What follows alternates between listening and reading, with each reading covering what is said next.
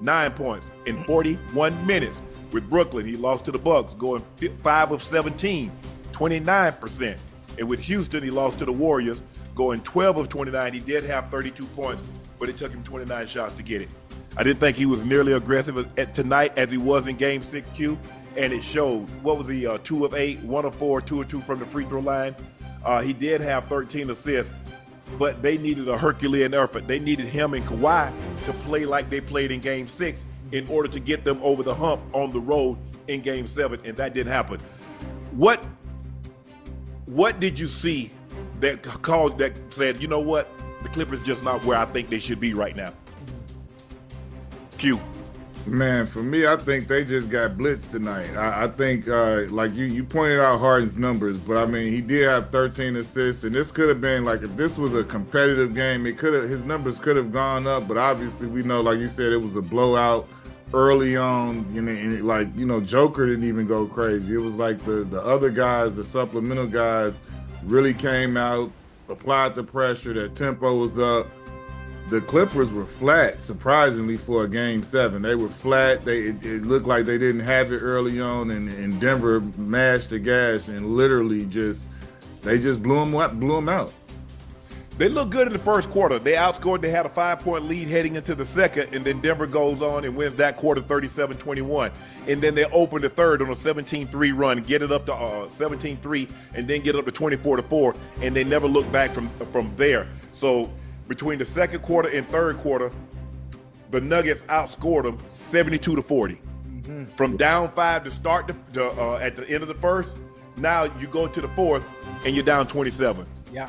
And it didn't look good. I agree with you, Q. You look at Aaron Gordon, played sensational. He's been playing sensational. Because even when Joker, there was one game he had a 14-point triple-double, and they blew the doors out of him. But you get six players in double figures. Russ off the bench again, an excellent night. Hey, 27 minutes, 5 of 9. Shout out to Brody.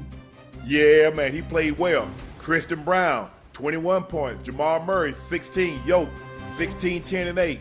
Michael Porter Jr. sighting tonight, 15. And Aaron Gordon's been doing a great job. He gets on the glass. He's scoring. He's doing a heck of a job on Kawhi Leonard. He's making Kawhi's hitting some shots, but he's making tough shots. And you live with that. If I can make you make them tough shots, them spinning fadeaways and all that, hey, Coach, he made a great play on me, but I'm right there with him. Yeah. Ocho, you watched this game from the Nuggets standpoint. What did you like about what you saw from the Nuggets tonight? I mean, listen, I watched it from start to finish. The Nuggets dominated in every aspect of the game, from the start to finish. The Nuggets, they were shooting 52% from the field. They out-assisted Clippers 24-16. They controlled the tempo. They had much more want to for it to be a Game 7. It seemed like the Clippers was flat. Like Q said, you got to want to be there. You got to want to play. Obviously, you got to win or you go home. They had no type of reassurance, like they really wanted to be there anyway. Michael Porter Jr. delivered a two-way masterpiece out there. Man, he had 15, 6-11 shooting, and 6 rebounds. But also the bench. Joker did his thing. Aaron Gordon did his thing. Westbrook brought energy. He only scored 9 points, but he brought energy. No, he had 16. Oh, he had 16? 5 of 9. Yeah, he had 16 points. 5 of 9 with 16. The bench did well too. But Westbrook energy though, but that do something for a team, man. When he coming in, he might have got a tech, but man, that was intentional. What y'all talking about? That was intentional.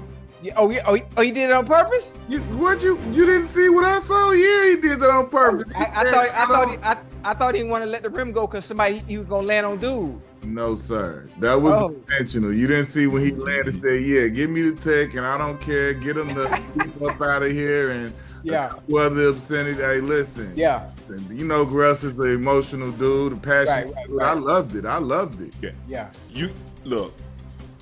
If Russ is on your team, you got to ride the roller coaster because you know it's going to be ups and downs, Q's. They're going to be highs and they're going to be lows, and you're just going to have to ride that wave. Some days he's going to give you this, and then some days you're going to be like, damn, Russ, slow. Okay, can you slow it down? Like, okay, have one energy drink, not 4. And, because he gets out of control because he plays so hard on both ends of the court. Yeah. And he's going to give you, that's one thing you'll never have to worry about Russell Westbrook is cheating you. You're going to get your money's worth.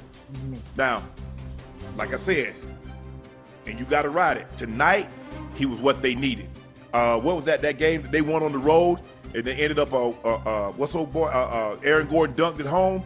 Russ provided the energy in that game. I like this. Look, it's going to be a very interesting series now with the Thunder and the Nuggets. Nuggets have been there before. The Thunder's been the best team in the Western Conference all year. Everybody wanted to see, well, when they play somebody that's been there with experience, let's see how they shape up. But looking at this game, the Clippers, you know when you go on the road, bro, you got to take it. They're not going to give it to you because it's their fans. You got to get the crowd out of it. Yeah. If you don't get the crowd out of it and they mess around and get a lead on you, all of a sudden the roof's going to explode and it's just an avalanche. Boom. Colorado avalanche. And it just swells on you.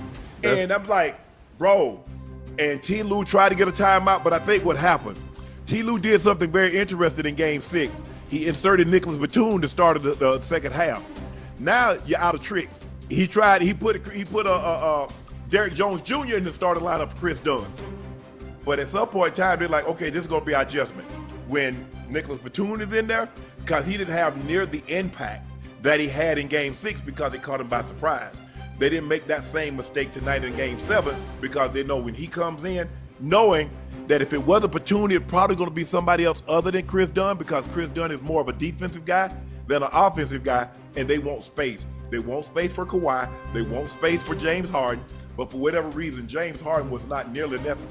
But if you look at these numbers, Q, nobody really aggressive. Kawhi only had 13 shots in 33 minutes. And that's why I say we can't be that critical of Harden for having, only 8 shots, but he had, like I say, having 13 assists. You cannot be aggressive and have 13 assists out there. Right. Like James was playing, he was making plays, and this is, like I say, because of, like you say, the lead swelled and it became such a blowout, it kind of takes away from him his chance to go out there because James Harden is the point guard.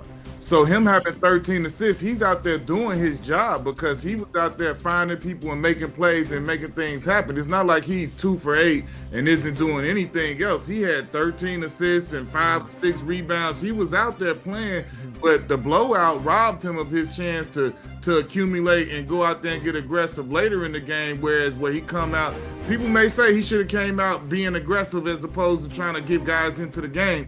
But I feel like he came out playing a pass-first game, trying to get his teammates going and saying, like, I can get my game off whenever, but that I can get my game off whenever it didn't come because the blowout came too quick.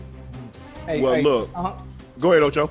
Listen, based on what we saw tonight from the Nuggets, I know the Clippers didn't show up, they didn't play well, but based on what we saw tonight and them having to play the Thunder on Sunday. In a 7-game series, how dangerous do you see the Nuggets team now that the bench?